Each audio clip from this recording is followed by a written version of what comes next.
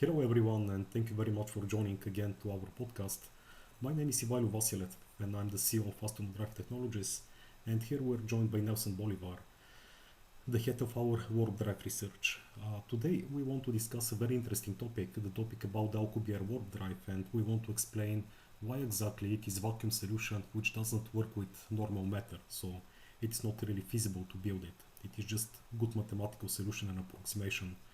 Having said that, the majority of the talk today is going to be done by Nelson. So Nelson, please go ahead. Hey everyone, happy to join. Happy to give you again a bit more about information about the work we're doing. So thank you, Bailo. And yes, we're going to go through this article we published last year, and it's a very interesting thing that we find out about Alcubierre's World Drive, which is exactly what Bailo just said. This is like uh, everybody knows what the problem or some of the problems that warp drive has regarding that is exotic matter or negative energy density matter or something like that, and some other problems that might arise, causality or this type of problems. So, but among all those problems, the one of the major ones is being for since the beginning, since Alcubierre himself realized that uh, the energy density being negative always. So what we found out last year, and well, we published last year, we were finding out this, been working on this for a couple of years, is precisely that the problem with Alcubierre is at least is incomplete.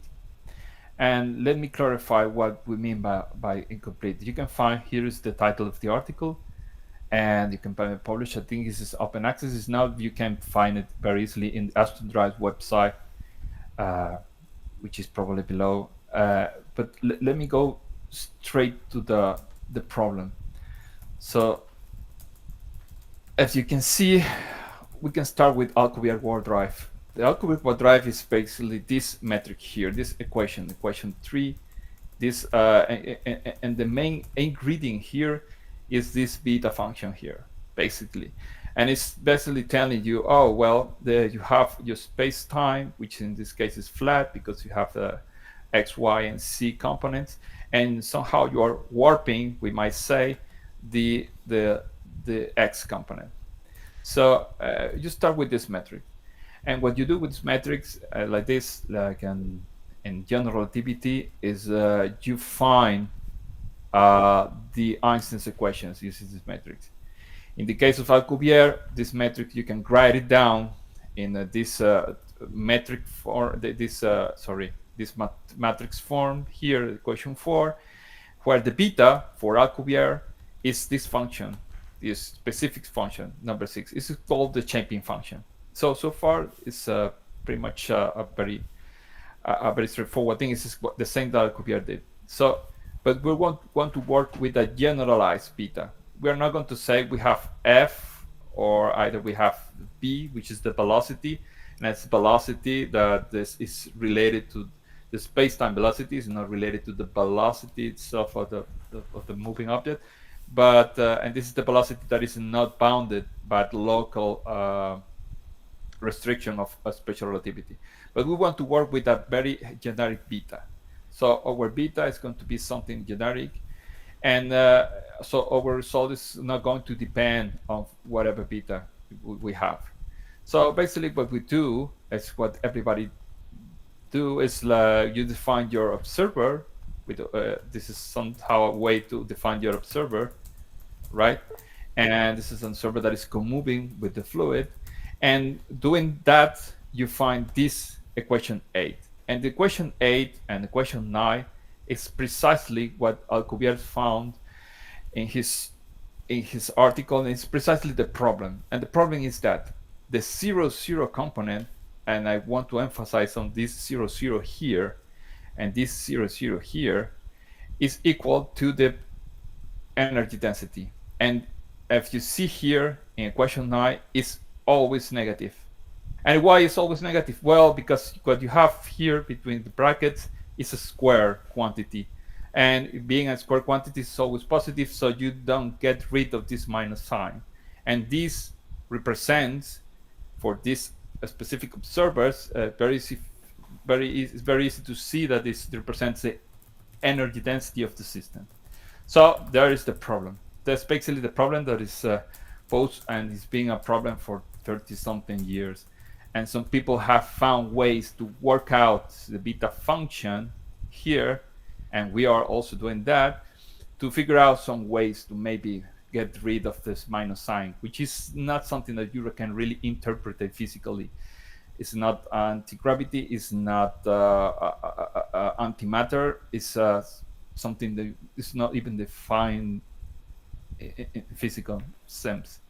So what we understand now is like this is related to this 0, component, of course, 0 component. What is this T here? This T here, the capital T is the energy momentum tensor. It's also, you can represent it with also a matrix.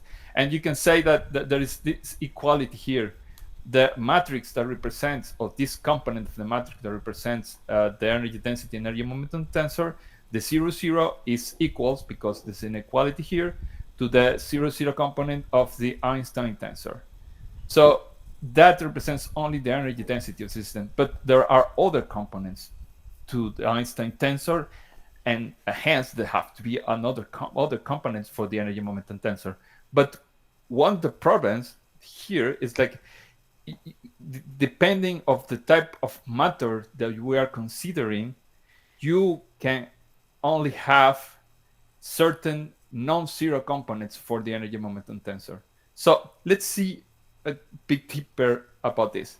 See, this equation here is a general expression where you can construct the whole energy momentum tensor of anisotropic fluid. Anisotropic, I mean that we have the energy density, as before, of course.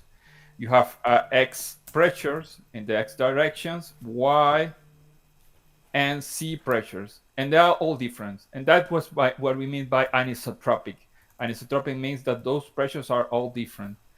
And if you have an isotropic system, it means that all these pressures are the same.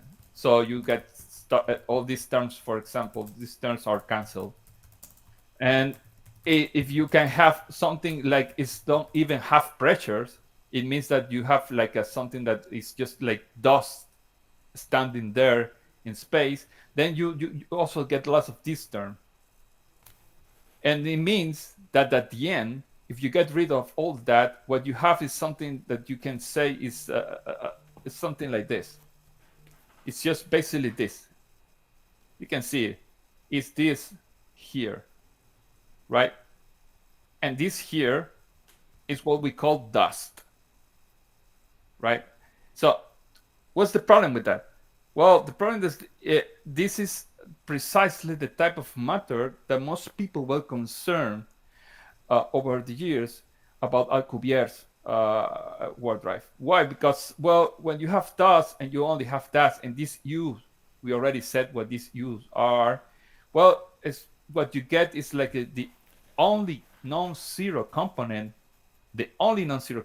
of your energy momentum tensor. So the only matter you ever have here is the T00, which is something that is proportional to the energy density. That's the only thing. All the other ones are zero. So what's the problem with that? You can say, well, you have a simple situation. Maybe it's simpler, and then you can get more physics out of it. Well, the truth is that no, you're not. What is that? Well, let's take a look.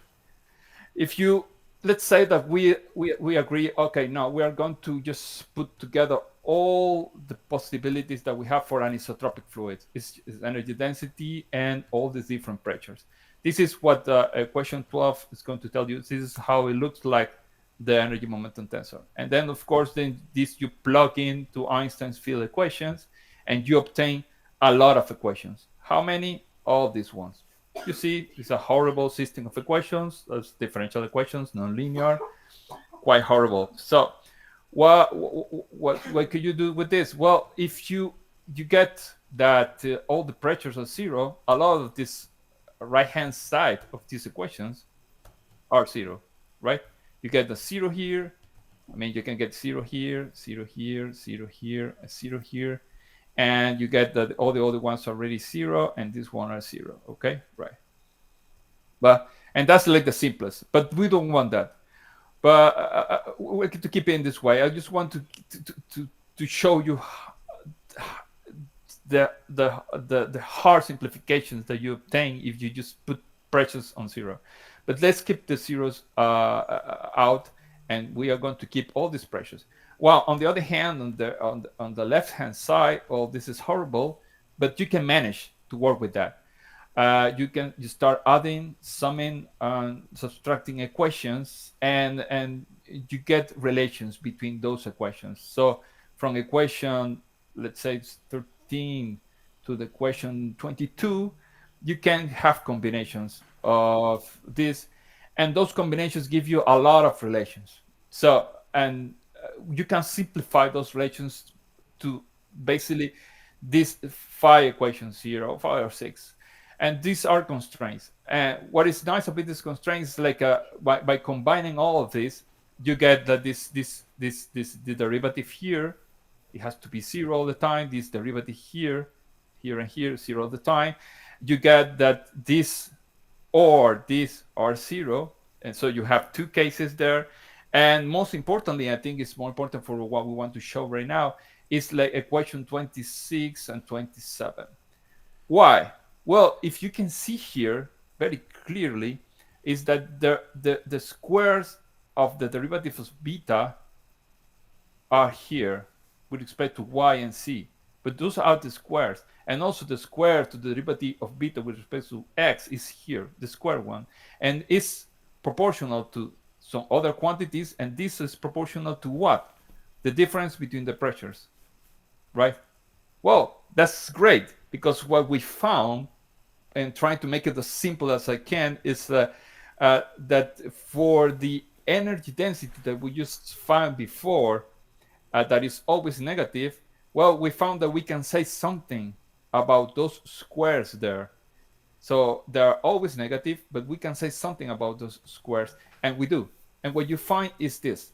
What you find is the equations 28, 29, and these are like the main result of here.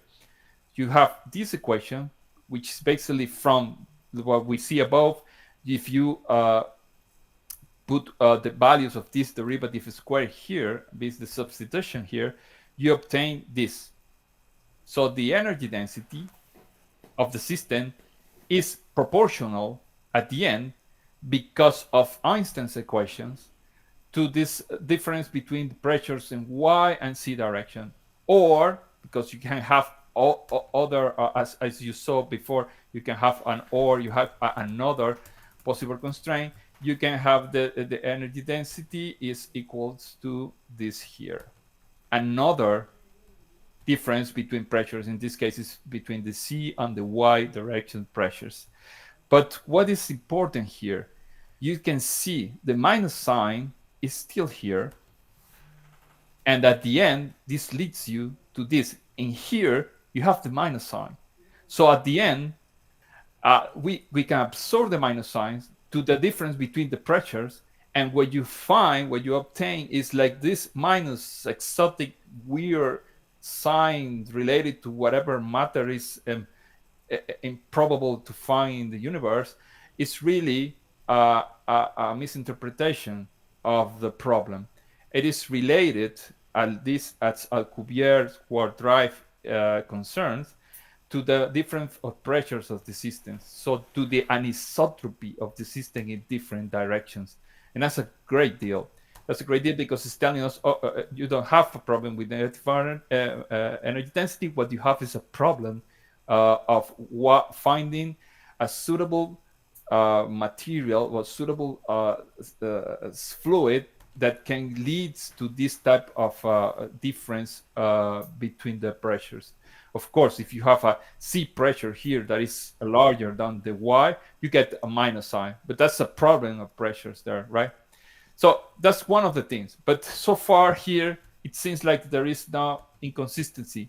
I wanted to I wanted to lead you now to the inconsistency because this is our result, and this result is going to reduce to the original results that most people work. We look a lot in the literature. Most people work from the last 30 years, uh, work with only dust solution. And if you remember, what I meant by dust is like this py and etc. are equal zero. So if those are zero, it means that this is zero. I mean, equation 28 and 29 are always zero. If the pressures are zero, it means that the energy density is always zero, a big zero here. And that means that Alcubierre's solution, there is an inconsistency here because Alcubierre's warp drive with only dust, it's saying that you need no matter at all. The energy momentum tensor is zero to sustain a very complicated warp space-time, and that inconsistency, well, is an inconsistency. So, in order to get rid of that inconsistency, what we did was okay, let's take into account all the Einstein's equations and see what happens. And this is what happened: equation 28 and equation 29. Did we solve the problem? Well, we partially have a solution for the problem. We all have a better clue of how to solve the problem. Still, you have to figure out which matter can be here. We have a lot of other theoretical problems, but this big problem uh, is what we prove here is that it's not really a problem, because if you have dust, you don't have a negative energy density, because if you have dust, your energy density is always zero. And if you have something more complicated than dust, which is an isotropic or an anisotropic system, then it's either zero or is something related to the difference between the pressures. You can see here that also that if all the pressures are the same, these rows are also zero. So if you have dust or isotropic systems, your energy density is zero. And the only way you have something different to zero, non-trivial solutions, is when you have anisotropy in the system. And that's most of the main idea that I wanted to bring you guys today. Is it's a great result. It's not making a lot of noise as we will expect, but it tells you that you have to be careful. You have to take into account all constraints and everything that's going on, and it's quite more or less simple to follow, but still you have to take into account everything to not have mistakes in your theory. You need a framework before starting to give big claims. I think that's it. With that, I summarize the main results here, Ivailo. Thank you very much, Nelson. Quite interesting indeed. So, can you please help us to understand what are going to be the next steps? Because in our case, we definitely don't go with dust solutions, we go with significantly more complex matter types. So, if you don't mind to give us overview for the next steps, and we're going to talk in more details during our next session. Sure. So let me go back a bit and go back to the metric. So you can see here the metric is you have this shape here of equation 4. So more or less this shape is preserved for if you choose a different coordinate systems. What that I mean, if you see here, we're using Cartesian coordinates, which is useful to define a direction for warping. But you can use all other coordinate systems. And what is the advantage of maybe using other coordinate systems? Well, the advantage is that you get Einstein's equations are simpler to reduce. By that, I mean all these horrible equations, I will show you again, trying to reduce all these horrible equations instead of having all these and even more complicated ones, trying to reduce to something more tractable, right? So the next step, and we're working on that, is working on this metric to write it down in a different way. And we already published and we already have results related to the transformation of some type of warp space-time, which is written in the spherical coordinates, and we have nice results. And what is very interesting about that results, we will talk to you about that later in another session, is that you get a lot of the same inputs related to matter that are in canonical warp drive, let's say. So we can extract a lot of information there and get better clues, more insights about what is it, the problem with warp drive inside.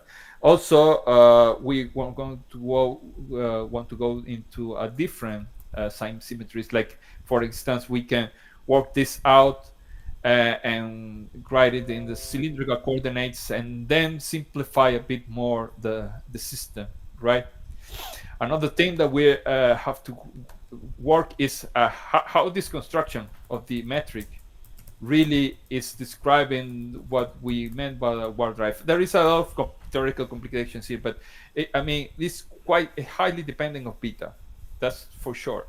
Also, we can have here, where this one here is, you can have something that is the lapse function, which is an alpha square. It's going to be there. So a generalization of this is include a lapse function and see which results we obtain. And I can tell you already that it allows you more degrees of freedom in the energy momentum tensor. So it's not only anisotropic, it also allows you to have heat fluxes in the system, which is a natural consequence. But also you can work this even more out and question yourself: is this metric right? Is this metric compact? Is this metric defined all over the space? Can we couple this metric to other space-times? Maybe solutions or exterior solutions, stuff like that. So this is all a path that we are following, right? Which has theoretical insights, but also we are working on very precise calculations for what matters to test. What matters to us is to test a lot of alpha functions and a lot of beta functions, and seek for the ones that allows you for some matter configuration that really can sustain this type of warp drive geometries, or at least warp metrics. Nelson, this is super exciting, and I think we can talk more about that in our next video about the lapse function article. But I think this is more than enough for now. It's about 23 minutes of recording. So thank you very much. Is there anything else you want to say before we close for today? No. I just want to say that, well, is if you want to collaborate, you have insights, you want to give ideas, was just please, just you can give us likes and share. And well, if you want to contribute, you can be a patron too. It will be very helpful for us. Thank you, Nelson. So indeed, if you want to follow our work, you can subscribe to the YouTube channel. We have a page in LinkedIn, and if you want to support our efforts, you can definitely become a Patreon. So having said that, thank you very much for staying with us for this time. I know it's not an easy thing to digest, looking at all these equations. So thank you for your time and support, and with that, I wish all of you to have a very nice and successful day.